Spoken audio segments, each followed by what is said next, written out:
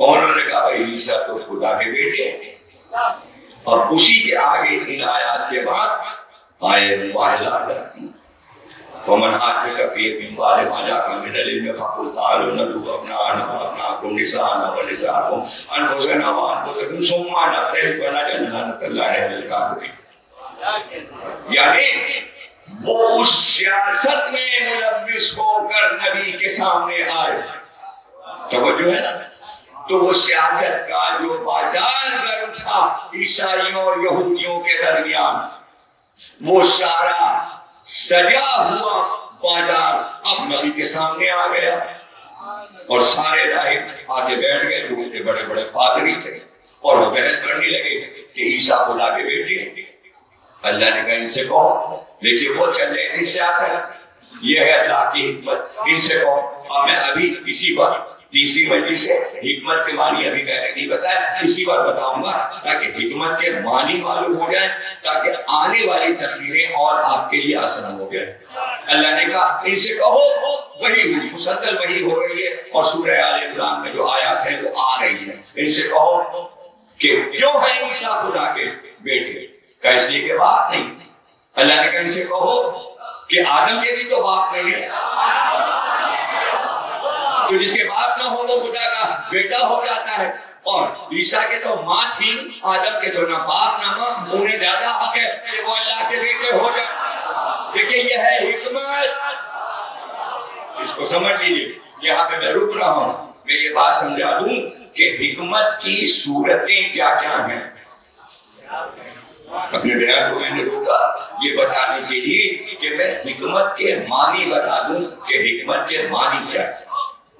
سیاست کے معنی تو بار بار آتے رہیں گے، حکمت کے معنی میں ایک بار بتا رہا ہوں کہ حکمت کے کیا معنی ہے. بسم اللہ الرحمن الرحیم. یاسین والقرآن الحکیم انک لمن المرسلین علی صراط مستقیم. اے یاسین تیری قسم اور قرآن حکیم کی قسم، یعنی تو بھی حکیم ہے اور کتاب بھی حکیم ہے. اور حکیم سے ہے حکمت.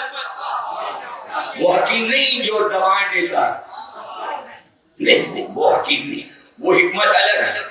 یہ قرآنی حکمت ہے، وہیں سے لفظ لیا حکیموں نے اپنے لیے پسند کیا. حکیم اللہ کا نام ہے.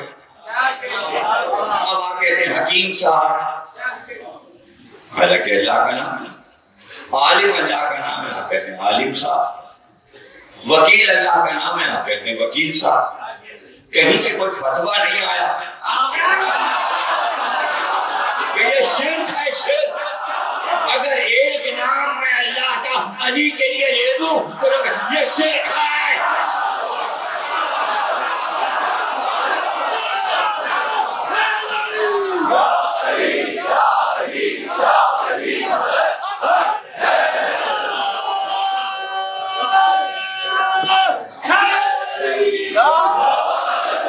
یہاں پر آ کے کیوں شرک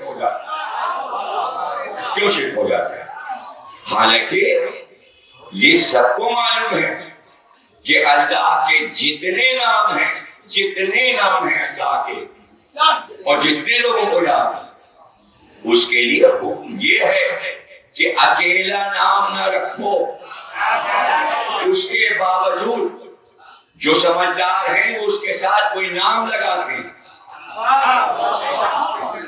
ستار اللہ کا نام ہے، غفار اللہ کا نام ہے، لیکن اس کے ساتھ ایک لفظ لگا دیتے ہیں عبد الغفار، عبد الجبار، چونکہ حکم ہے. لیکن یہ نادانی دیکھیے کہ وہ غفار، جبار، حکیم، عالم، وکیل یہ حکم کے خلاف ہے. یہی ہے صرف پتہ چلا جہاں جہاں یہ لفظ اللہ کے استعمال ہو رہے تنہا سب کی زبان پہ شرک جاری ہے. شرک کر رہی ہے امت اور ہم کہتے ہیں علی کا یہ نام ہے. تو ہم کو شرک کیا تو پتہ چلا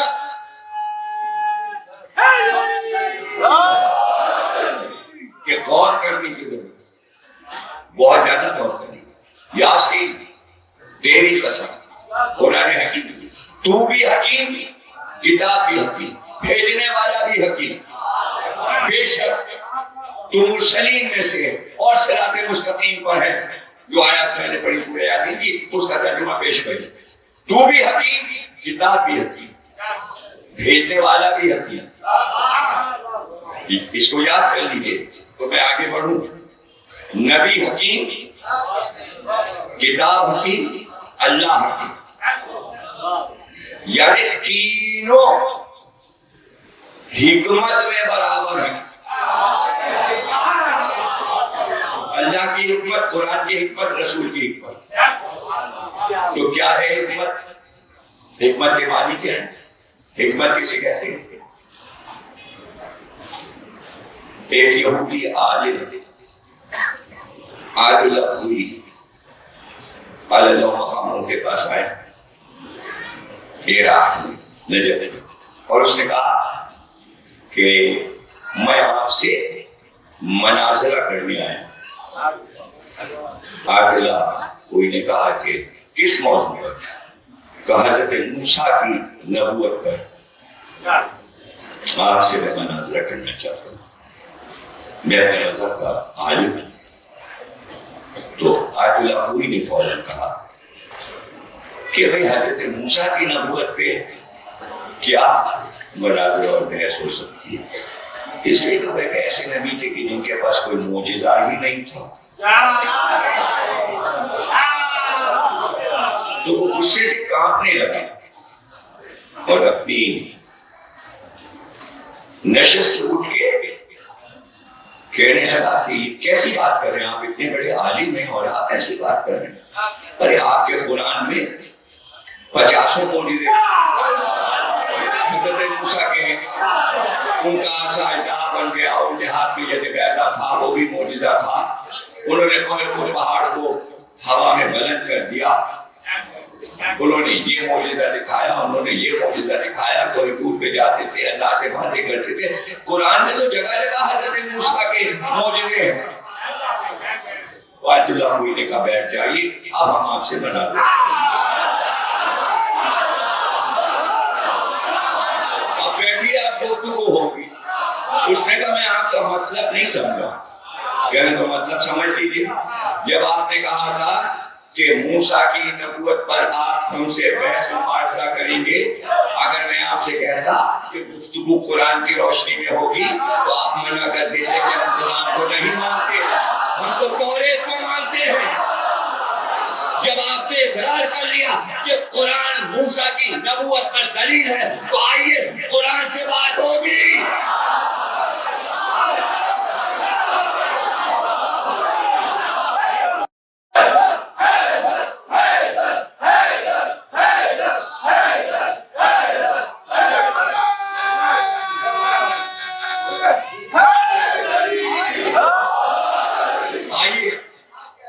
اب تو آپ قرآن کو مانیں گے جب میں آیات پڑھوں گا موسیٰ کی نبوت پر. تو اب وہ مجبور ہے، قرآن کا حوالہ ماننے پہ مجبور ہے. تو جو عمل عادل پوری نے کیا اس کو کہتے ہیں حکمت. کچھ دیر کے لیے آدمی یہ سمجھے کہ حقیقت سے کوئی نے انکار کر دیا کہ قرآن میں کوئی گفتگو، یعنی موسیٰ صاحب معجزہ ہیں. کوئی نے کہا وہ معجزہ نہیں لگتے تو کوئی کہ کفر کہہ دیا. نہیں، یہ حکمت ہے. جب تک آپ اس واقعے کو ذہن میں نہیں رکھیں گے یہ بات سمجھ میں نہیں آئے گی کہ اللہ کیا کہہ رہا ہے. کیا اللہ یہ کہہ رہا ہے کہ آدم خدا کے بیٹے ہیں؟ نہیں، اپنے ہی بنائے عقائد کو اللہ اس طرح حکمت میں کہہ رہا ہے کہ اگر عیسیٰ کو خدا کے بیٹا ہونے کا حق ہے تو آدم تو پہلے ہے، تو ہو نہیں گیا خدا کے بیٹے. تو ہماری کتابت میں جو جملے آتے ہیں لوگ اسے پکڑتے ہیں، وہ پکڑنے والے جملے نہیں ہیں، اسے کہتے ہیں حکمت. وہ ہے حکمت. تو اگر کوئی حکمت ہی نہ سمجھے تو ہم کیا کریں؟ کیا کسی کی سمجھ میں حکمت؟ اس کے معنی حکمت کو سمجھنا ضروری ہے، یا پھر آپ حکمت کو سمجھ کر اس کے اندر اپنی سیاست ڈال رہے ہیں. پھر سمجھ لیجیے حکمت کے لغوی معنی یہ ہے کہ جب بات ہو جائے تو دوسرا اس کا جواب نہ لا پائے. جس چیز کا جواب نہ آ پائے اسے کہتے ہیں حکمت. تو جب جواب نہیں ملتا تو رخ سیاست کی طرف موڑ دیا جاتا